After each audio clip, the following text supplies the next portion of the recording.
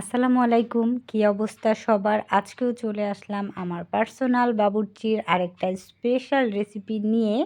সে অনেক দিন ধরেই বলছিল আমাদের এটা ওটা করে খাওয়াবে। অনেক দিন মানে অনেক দিন আগের কথা, মানে যখন পর্তুগালে থেকে এটা ওটা রান্না করে খেত তখন বলতো এবার বাংলাদেশে এসে তোমাদের এটা ওটা রান্না করে খাওয়াবো। তো যাওয়ার সময় তো প্রায় ঘনিয়ে আসছে, তাই বললাম কিছু একটা রান্না করো তোমার হাতের, সবাই যেন খেতে পারে।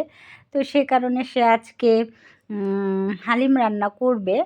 মানে সব কিছু তাকে রেডি করে সামনে দিয়েছি, তারপর সে হালিমের প্রস্তুতি নিচ্ছে। এখন মাংসটায় যেসব মশলা আর কি লাগে হালিমের সব কিছুই দিচ্ছে। হালিম মিক্সও আছে সাথে, ওটাও দিবে। আর ও নিজস্ব কিছু মশলা অ্যাড করছে এতে। মাংসটা কিছু সময় মাখিয়ে রেখে দিবে মেরিনেট করে আর কি।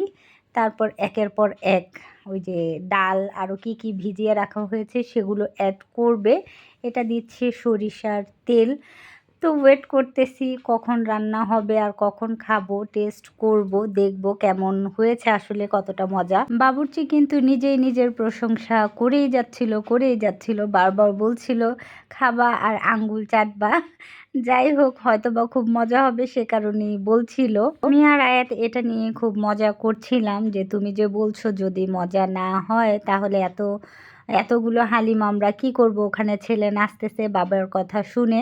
তারপর শেষমেশ লবণ অ্যাড করলো, মানে লবণটা দিতে ভুলে গিয়েছিল। এটা নিয়ে আয়াত খুব দুষ্টুমি করছিল যে বাবা কেমন বাবুর্চি সব ভুলে যায়। যাই হোক, এখন শুধু অপেক্ষা করার পালা। So wait and C.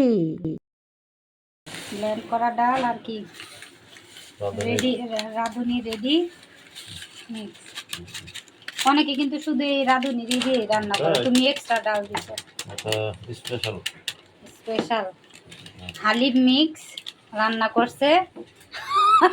আমি মিক্স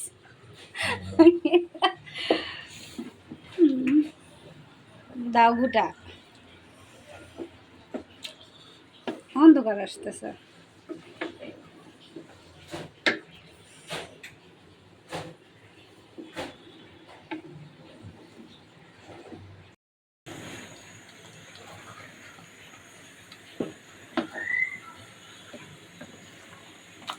দেখতে কিন্তু বেশ লোভনীয় হয়েছে, তাই না? খেতেও খুবই মজা হয়েছিল।